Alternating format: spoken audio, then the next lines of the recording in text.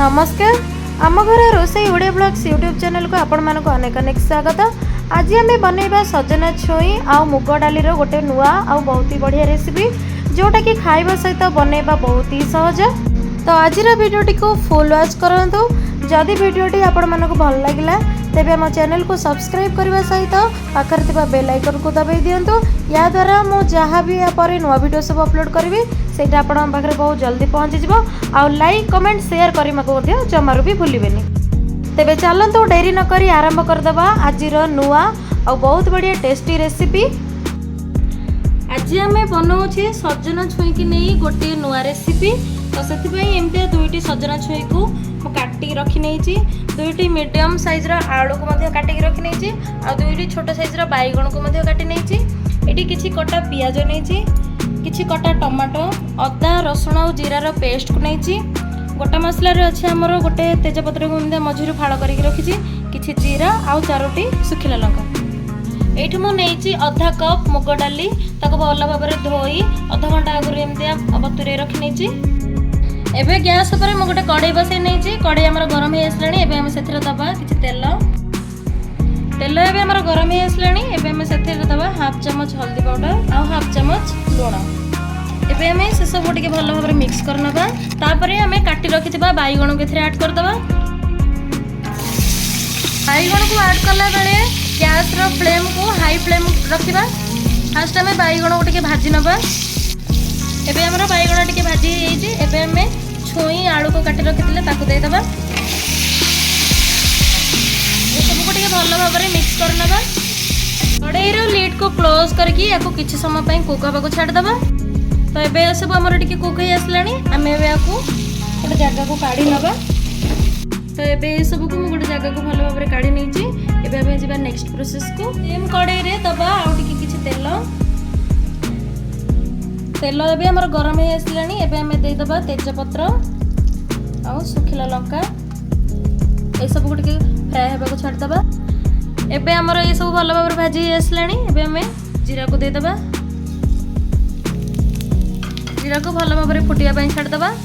मैं काटी रखिथिबा पियाज को सेथिरे ऐड कर दबा। पियाज हमर गोल्डन ब्राउन कलर हेला जाय हमें याको भाजीबा। तो देखंतु पियाज हमर एठी भाजी हो आसलानी। आम रखी अदा रसुण और जीरार बटा रखी ऐड करदबा। तो ये आमर अदा रसुण कंचा स्मेल पड़ेलानी। आम ए टमाटो काट रखी देदबा। एबे गैस रो फ्लेम को करदबा लो। आमर सब गुंड मसला आम ऐड करबा। एबे चम्मच लूण स्वाद अनुसार, गोटे चम्मच हल्दी गुंड, गोटे चम्मच लंका गुंड, गोटे चम्मच धनिया गुंड, गोटे चम्मच जीरा गुंड, गोटे चम्मच करी मसला। में से पानी दबा और मसला गुड़ी को भल भाव में कषि दबा। तो मसला आमर टिके भाजी आसलानी। एबे हमें बतुरे रखी जाई को सेथिरे दे दबा आ किछि समय पई ताको टिके कषि नबा।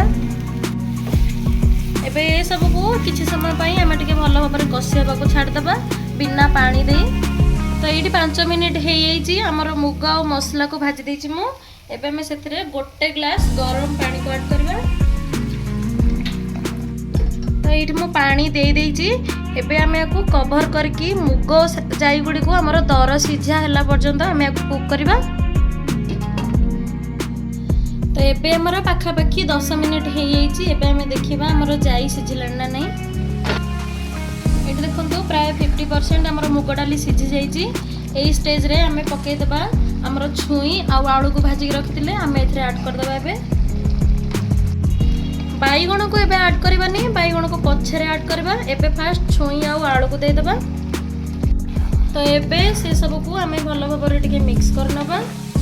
कड़ाई रो लीड को क्लोज करके या को पुणी 10 मिनिट जाए टिके कुक हबा को छाड़ दबा। तो एबे हमर एटा 10 मिनिट पर्यंत कुक हो गला। एबे हमें सेथिरे ग्रेवी अनुसार पानी दे दबा। या को कवर करके किछि समय पई कुक हबा को छाड़ दबा।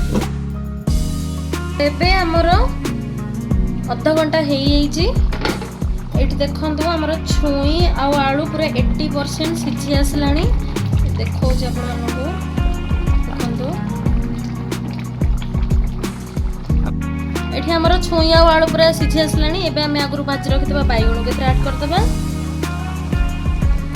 एठी तीनोटी कंचा लंका को मैं एमता मझिरु फाळ कर नै छी ताकू बे ए स्टेज रे ऐड कर दबा आ ये सब को पूणी थरे कवर देकी सिझिबा को टके छाड़ दबा।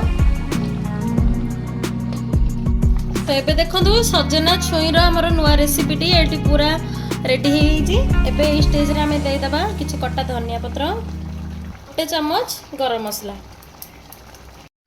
तो एबे देखंतु किछि समय परे हमर रेडी हे गला सजना छुई आ मुग डाली आलू बैगण रो गोटे नुवा रेसिपी। आशा करूची आज वीडियोटी आपण मानक पसंद आसिला जदि पसंद आसी थाए तेबे चैनल को सब्सक्राइब कर दियंतु। तो मु आसीबी आपण मानक पाखो आ गोटे नुवा फ्रेश वीडियो नै से पर्यंत रहूची। जय जगन्नाथ।